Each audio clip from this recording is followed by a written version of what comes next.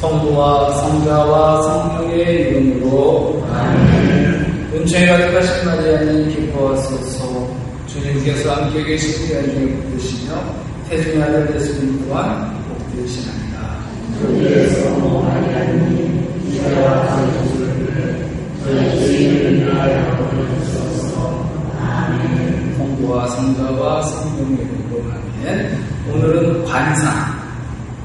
이제 이름은 많이 들어보셨을 거예요. 관상기도 그런데 관상. 이렇게 한자 그대로 하면은 상을 보는 거예요. 그러니까 예수님을 보면서 하는 기도라는 뜻인데 뭐 그렇다고 해서 예수님이 뭐 이렇게 뭐 이런 그런 뜻은 아니고 여러분들이 하는 관상기도가 대표적인 게 성취율배가 있어요. 성취율배가 예수님을 바라보는 거 아니에요. 그렇죠? 자, 사랑 안에서 영혼의 친밀한 일치를 누리는 기도입니다. 마지막 이제 그 관상기도의 단계에서 첫 번째 거룩한 목서, 묵상, 기도, 그리고 마지막 단계인 관상, 뭐 컨템플레이션 영어로 이렇게 했는데 뭐 여러분들이 뭐 기억은 안 나시겠지만 그냥 여러분들이 계속 지금 듣고 있는 거예요. 유튜브 다시 보실 분들 보시고 관상이란 예수님을 바라보며 그 깊은 사랑 속에 안식하는 영혼의 친밀한 일치입니다. 뭐 앞에서도 언급했는데 기억은 안 나시겠지만 기도라고 뭐냐? 여러 가지 정의가 있겠지만 이 관상 기도 안에서 기도의 정의는 하느님과 깊은 사랑에 빠지는 거예요. 자, 요한복음 15장 9절. 아버지께서 나를 사랑하신 것처럼 나도 너희를 사랑하였다. 너희는 내 사랑 안에 머무르라.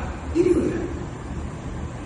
5장 11절. 내가 너희에게 이 말을 한 이유는 내 기쁨이 너희 안에 있고 또 너희 기쁨이 충만하게 하는 것이다. 이 기쁨은 종이 아닌 친구만이 경험할 수 있어요. 친구끼리는 비밀이 없고 친밀한 사랑이 오갑니다. 그래서 예수님이 친구라고 우리를 올려주셨잖아요. 나는 너희를 더 이상 종이라고 부르지 않는다. 종은 주인이 하는 일을 모르기 때문이다. 나는 너희를 친구라고 불렀다. 내가 내 아버지에게서 들은 것을 너희에게 모두 알려주었기 때문이다. 근데 이 친구에서 더 나가면 신랑과 신부의 단계로 들어갑니다. 아가서가 바로 그런 내용이에요. 아가서 2장을 보면 신랑 및 여인과 솔로몬의 사랑 노래가 나오는데 이것은 신랑과 신부의 관계를 말합니다.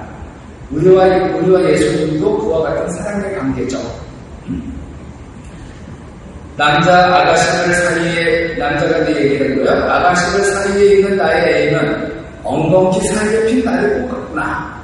여자가 얘기해요. 젊은이들 사이에 있는 나의 연애는 숲속 나무들 사이에 사과나무 같답니다. 그이에 그들이 앉는 것이 나의 간절한 소망, 그이의 열매는 내 입에 달콤하답니다. 오늘 연애는 편지죠. 솔로몬이 신랑 및 여인을 너무 사랑하다 보니까 모든 여자가 무엇을 보여요? 엉겅퀴로 보이는 거예요. 엉겅퀴가 어떻게 생긴지 아시죠? 볼품 없어요. 이 증상이 뭐예요? 눈에 뭐가 씌는 증상이에요. 비정상적인 거예요. 장애가 생긴 거예요. 결혼은 장애, 눈에 시력에 이상이 온 사람들이 잘하는 거예요. 근데 자신이 사랑하는 여자가 어떻게 보여요? 나를 꽂히게 보이는 거예요. 나를 꽂히 뭐예요? 백합이죠. 백합이죠. 개나리도 다 백합과 식물인데, 내가 좋아하는 여자는 나를 꽂히고 보고 나머지 여자들은 다 엉겅퀴로 보이는 거야. 그런데 어떤 남자들은 모든 여자들이 나를 꽂히고 보이고 자기 마누라가 엉겅퀴처럼 보기도 하죠. 이게 문제가 되는 거예요. 이는 문제가 있는 거예요. 아시겠죠? 저런 다른 여자들은 다 엉겅퀴로 보고 내 여자가 나를 꽂히고 보이는데 이렇게 뒤집어졌다? 문제가 심각하다. 그래서 자매님들도 남편한테 잘 보려고 노력하셔야 돼요. 근데 잘 보셔요. 우리 남편이 나의 어떤 모습을 제일 많이 볼까?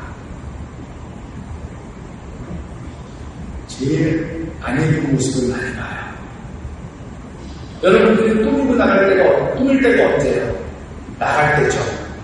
이만주 갈 때, 어디 갈 때는 꾸미는데, 집에서는요. 세수는 합니까? 자기들하고 학교 통화하면은, 빨리 예수님 세수하고, 아니, 아직도 세수를 안 했어. 그러니까 나갈 일 있으면 세수하나 봐. 여자들 나갈 일이 있으면. 나갈 일이 있으면 그냥 가만히 있다가, 그건 문제인 거죠. 사랑하는 사람에게 제일 이쁜 모습 보여줘야 되는 거 아니야?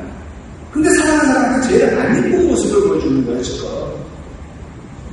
이건 뭐가 문제가 있을 수 있는 거예요.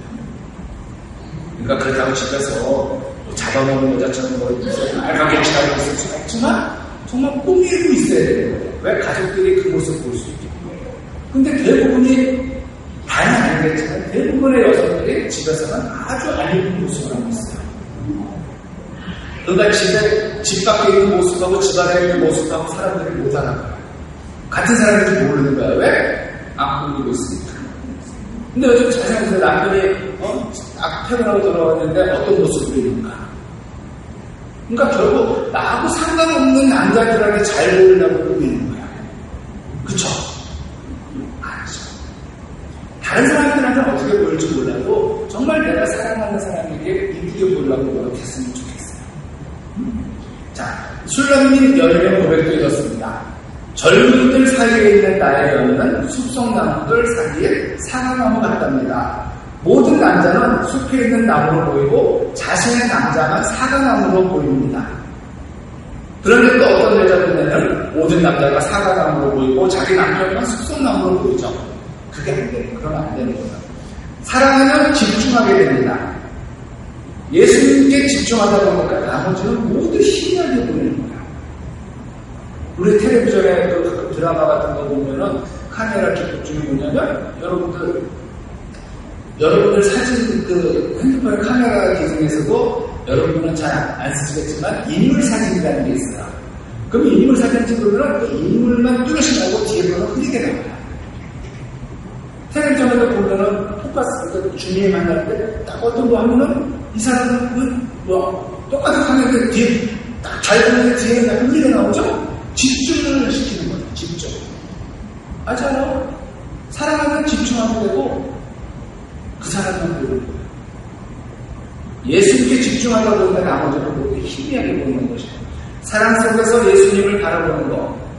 마리아가 예수님 발 앞에 앉아서 예수님을 바라보고 말씀을 들은 것처럼 예수님께만 집중하는 것이 참 사랑의 관계입니다. 자, 성경 말씀 들어보세요.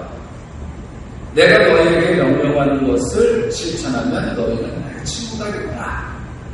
축제의 가장 중요한 날의 마지막 날에 예수님께서는 일어서시어 큰 소리로 말씀하셨다. 목마른 사람은 다 나에게 와서 마시라. 나를 믿는 사람은 성경 말씀대로 그 속에서부터 생수의 강들이 흘러나올 것이다.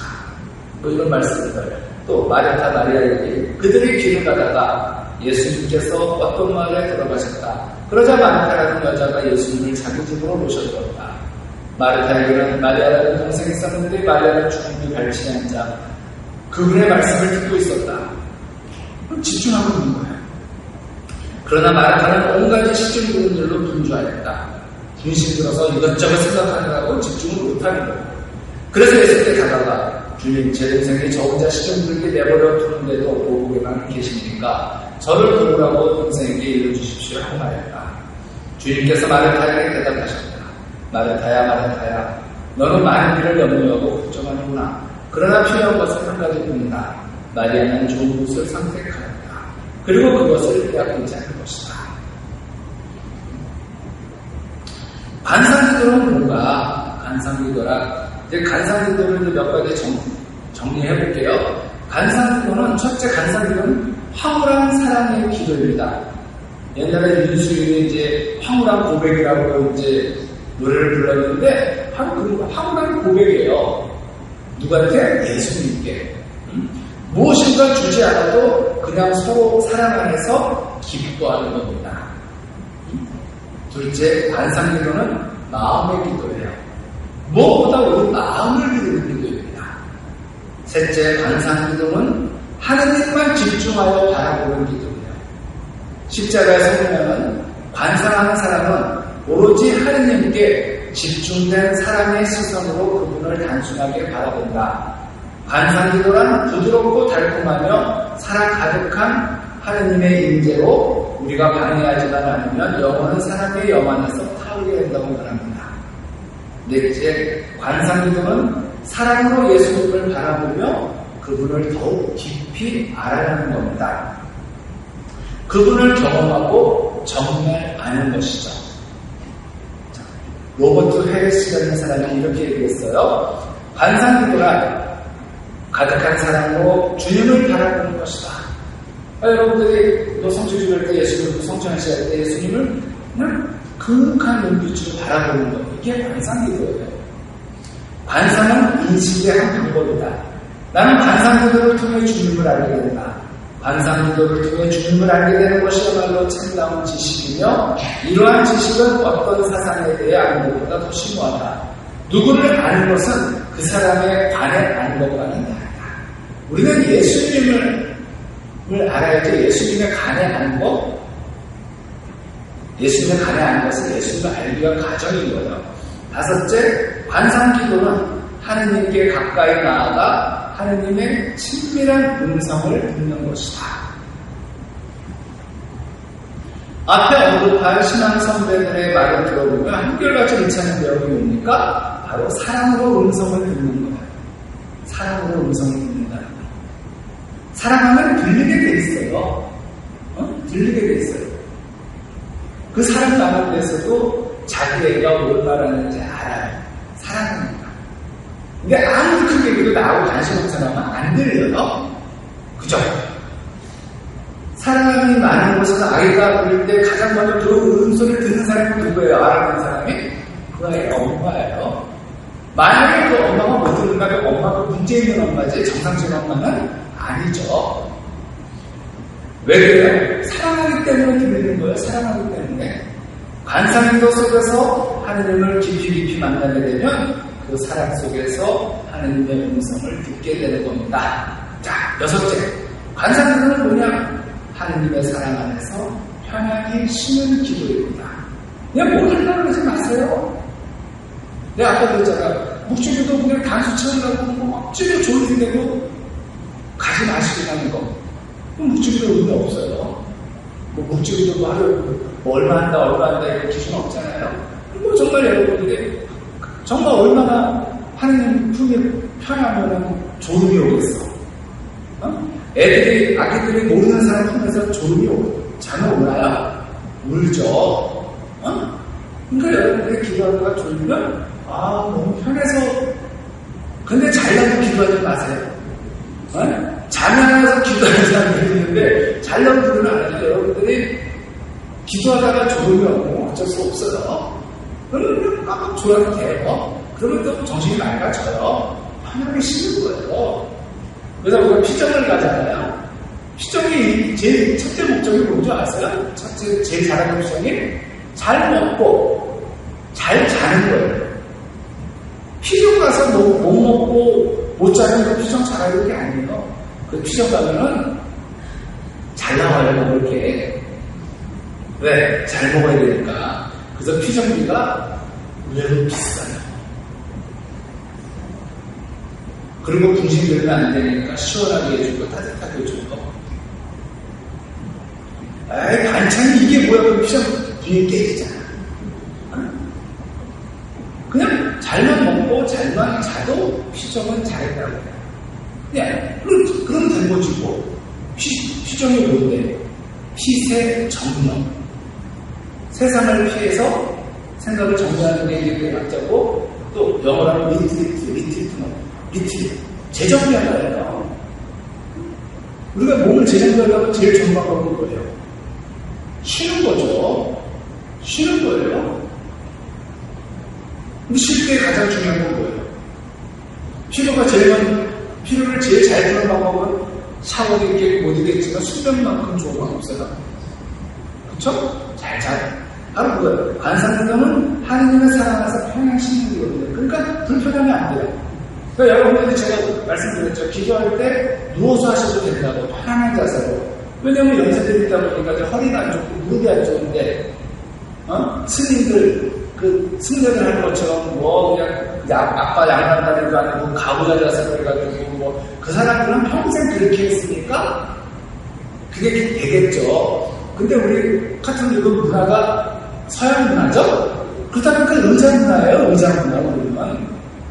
요즘 성당, 어느 성당 가도 맨바닥에 앉는 성당은 이제 거의 없어요. 예전에 시골에는 신발 벗고 들어가는 성당이 그렇게 있었거든요.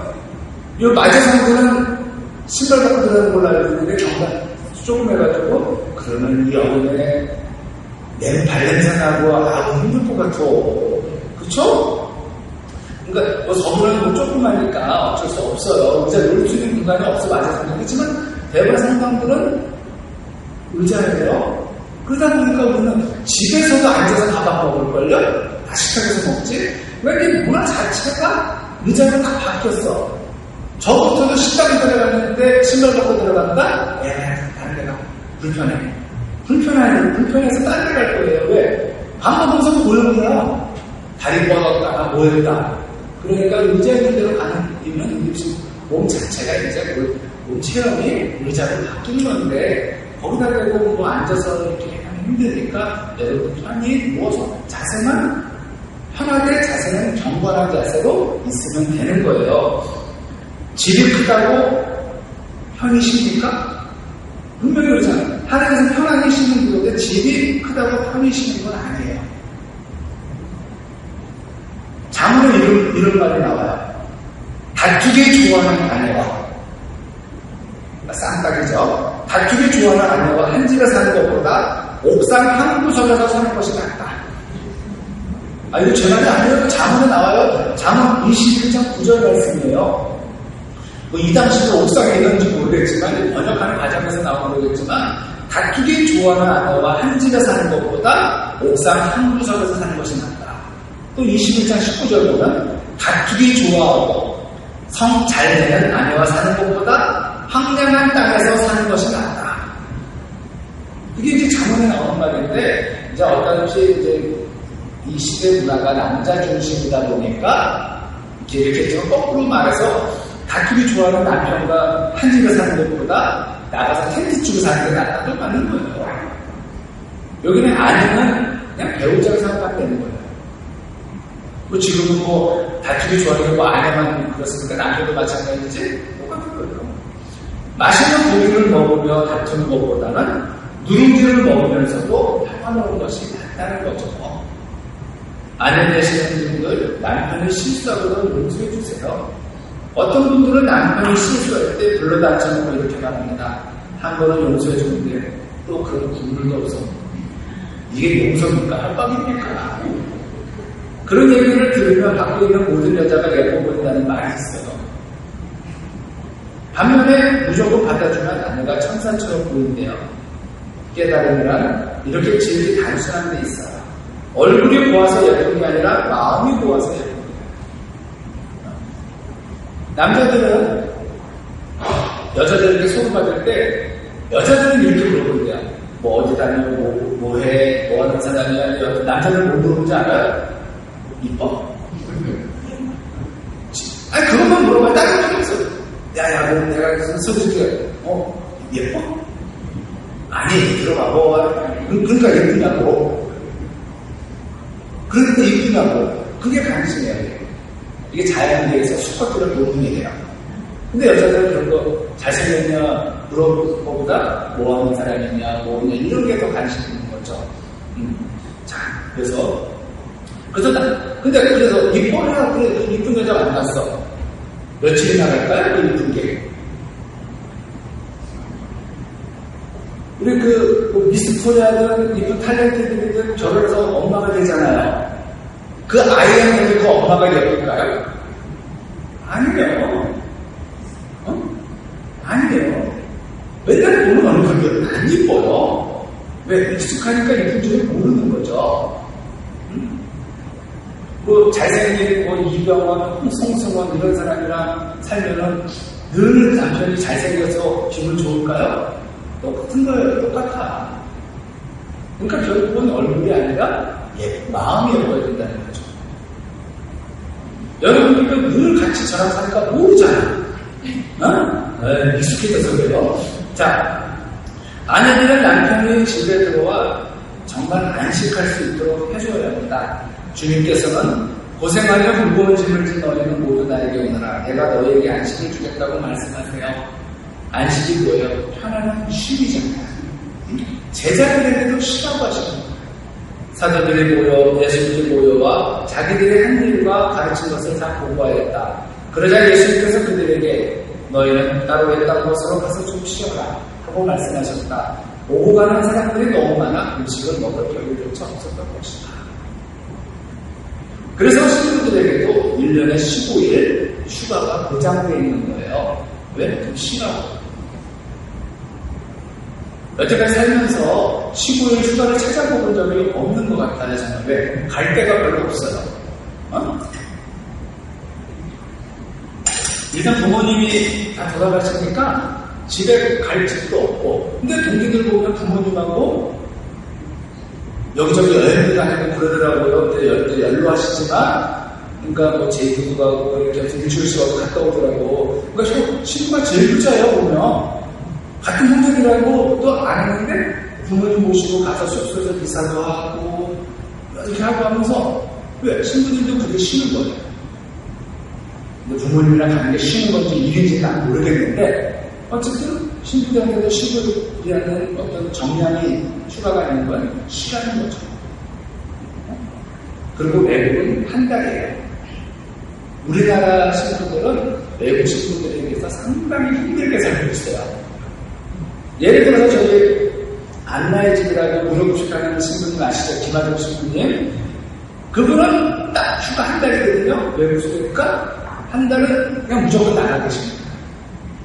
그럼 외국 교회는 우리는 주일날 기사가 항상 있죠?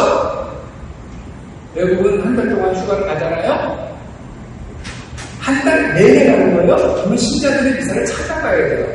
그 성당에 기사가 없어요. 외국 갔다 오신 분들 아시죠? 맞아요. 근데 우리는 그러면 난리 나요. 주인들도 불러가고, 그러니까 우리는 성지순례를 가고 주인 기사만큼은 만들어놓고 가잖아요. 근데 외국은 아니에요. 신부의 정량이기 때문에 신부 쉬어야 된다. 쉬어야 된다. 그래서 신부가 휴가를 한 달 내내 갈 수 있어요. 우리는 오름 내내 못 가요.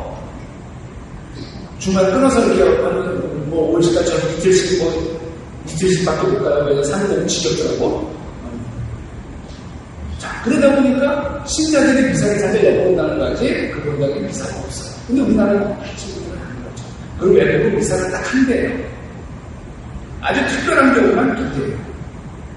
근데 우리는 작은 분당, 혼자 있지만 좀 큰 분당들이 있어요. 어떤 신부님이 하루에 미사 4대도 하거든요.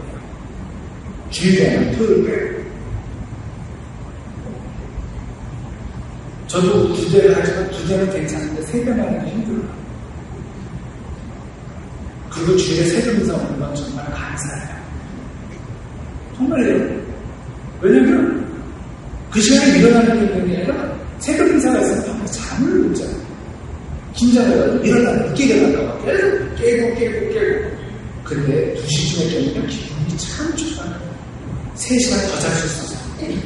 4시 반에 깨면은 어이씨 얼마 안 남았네 이래가지고 그런 거예요. 바로 그거예요. 하여간 신부들도 쉬어야 돼요. 안식의 핵심이 뭐예요? 안식의 핵심이 사랑이에요. 안식이 사랑을 위해 만들어진 이유는 사랑 때문이에요. 쉬어야 되니까, 살아야 되니까. 사랑 가운데서 용서해주는 사람, 우리가 어떤 죄를 지었다 할지라도 우리를 받아주는 사람이 정말 큰 사랑인데, 또 7번째 간사기도는 성령 기도입니다. 성령 안에 깊이 들어가는 기도예요.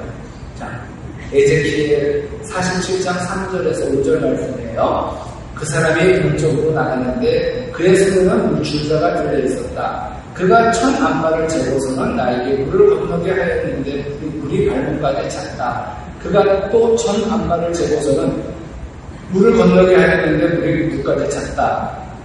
그가 다시 천 암마를 재고서는 물을 건너게 하였는데 물이 허리까지 찼다. 그가 또 천 암마를 재었는데 그곳은 건널 수 없는 강이 되어 있었다. 물이 불어서 헤엄을 치기 전에는 건널 수 없었다. 성령 안에서 기도하면 억지로 노력하지 않아도 하느님과의 깊은 관계 속에 들어가는데 마치 봄바람에 모든 것이 속생하는 것 같다. 겨울에는 억지로 해도 안 되는 것들이 날씨가 따뜻해지면 어떻게 돼요? 저절로 되잖아요. 저절로. 그리고 봄이 되면 또 부드러워져요. 같은 나뭇가지라도 겨울에는요, 이게 뻣뻣해요. 자동차가 지나가요? 그럼 기스가 나요. 이게 딱딱하니까. 근데 봄이 돼서 지나가면은 부드러우니까 이게 자동차 기스 안 나고 지도 그냥 갖다 가면 오죠. 차 운전하는 사람들은 이런 거 알 거예요. 이게 나뭇가지 겨울에는 기스 나요. 이게 뻣뻣해서 그래요.